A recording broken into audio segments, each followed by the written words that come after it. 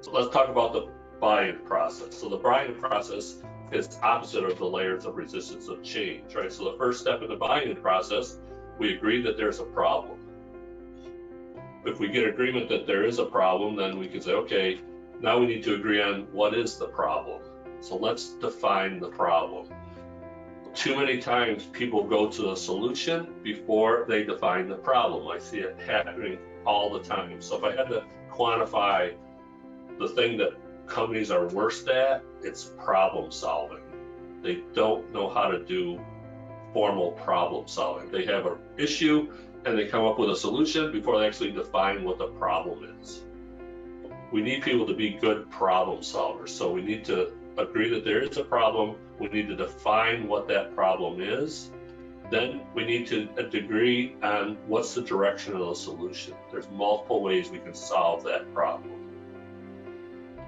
Then we need to agree on the details of the solution. So how is it going to be implemented? What actions need to happen before other actions and so forth? And then we need to agree on any negative ramifications can be resolved. So this is an extremely important step. So this step is making sure that it's a complete solution. It's not a half-baked solution. So we have the solution that solves the original problem, but it also solves any potential problems that can come up as a result of the implementation. So many companies miss this step. When I'm going through and helping companies develop a strategy and implementation plan, the whole process that I use, which is called a design sprint, is designed to get buy-in. That's the whole purpose of the design sprint, is to get buy-in from the leadership and the workforce.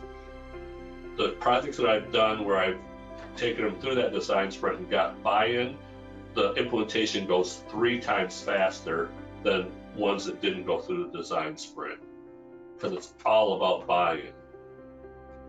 If we don't address these negative ramifications, then it's not a complete solution. When we're going through and implementing change, there's those 3 groups of people. If I want to classify them into groups, I have a group of people that agree on the solution, which is usually a very small percentage. I have a group that disagrees with the solution, which is usually a very small percentage. And then I have a whole group of what I call the fence sitters. Okay, so the fence sitters don't know what's going to happen, and they're waiting to see what's going to happen. Is it going to work or is it going to fail? Right? So if it fails, they move to the side of the naysayers and said, "Oh, told you it wasn't going to work." But if it's successful, then that whole group of fence sitters moves to the positive side. It gets huge momentum for the company moving forward.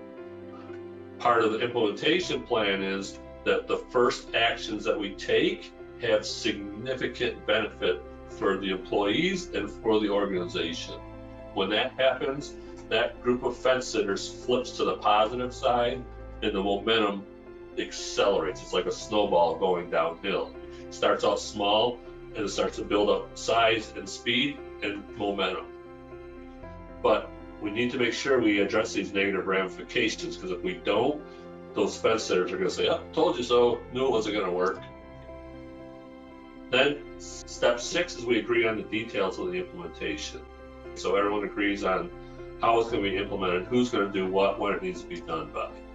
And then we agree that any risk can be mitigated. This is the buy-in process.